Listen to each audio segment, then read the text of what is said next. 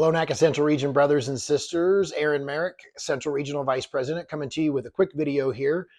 Just talking a little bit of campaign timing and things like that. Since I kicked off my campaign just a few weeks ago, I've had a lot of questions, lots of text, emails, messages of support, and of course, questions about various things for the future of our union. But one thing that I've received actually a lot of questions about is just about NATCA elections in general. When are they held? How do I get my ballot? How do I vote? Who's running? All of those sorts of types of questions. And I wanted to do a video just to kind of talk through that a little bit. So we're going to start off first by taking a look at Section 7 of the NATCA National Constitution, which covers the nomination and election of officers for national office, specifically the National Executive Board. Now, the National Executive Board, as you may be aware, is comprised of 12 elected representatives: the president, the executive vice president, and the 10 regional vice presidents. Members of the National Executive Board serve 3-year terms that commence on September 1st and run through August 31st. In our NATCA National Constitution, it defines who will be the RVPs of which regions and how those regions are comprised.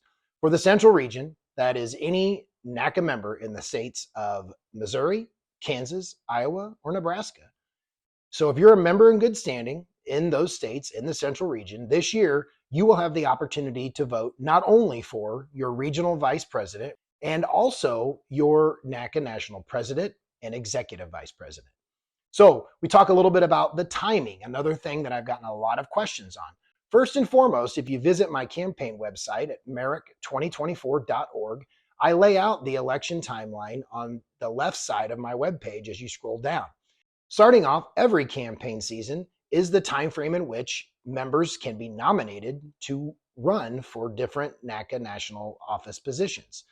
This time frame begins in January 1st this year, and it runs through the end of March. During that period, any member in good standing may nominate any other member in good standing for the positions of NATCA national president, executive vice president, or regional vice president. Now, we talk about the election timelines, and we got through the nomination period at the end of March, and then in April begins the nomination acceptance period.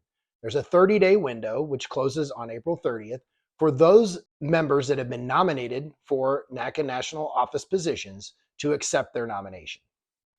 Once the nomination acceptance period closes, it will be determined in which positions there will be an election for. Namely, was there only one individual nominated for a position, in which case that person who accepted the nomination for that role would win that position by acclamation? Or are there 2 or more members that have been nominated for the same position, in which case that means there will be an election?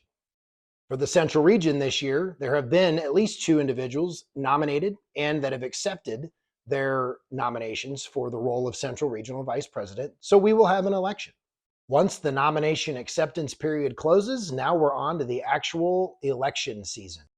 Ballots are mailed to members' home addresses as found in My NATCA. So of course, we encourage all members to visit my.natca.org and ensure that your home mailing address is up to date, because that is the mailing address that NATCA will use to send you your ballot for this year's election.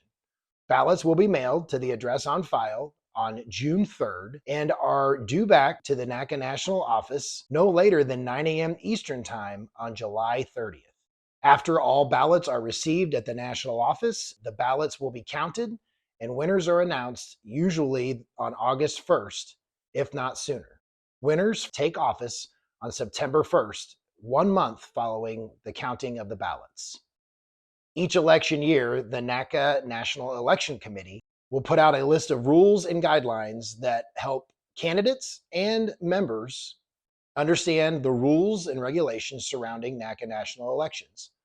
There was an article published that is available through my website, or you can also visit the National Election Committee at natca.org/NEC, or you can email them at nec@members.natca.org with any questions that you may have, and someone from the National Election Committee will get back to you. So I hope this information was useful, but remember, you can always find the complete NATCA election timeline on my website, merrick2024.org. I also have an article there that talks about some of the rules surrounding this year's NATCA national elections. If you have any questions, please don't hesitate to reach out. You can email me, call me, text me, visit my social media pages. And thanks to everyone who has already done that. And I appreciate your support. We'll talk to you all real soon.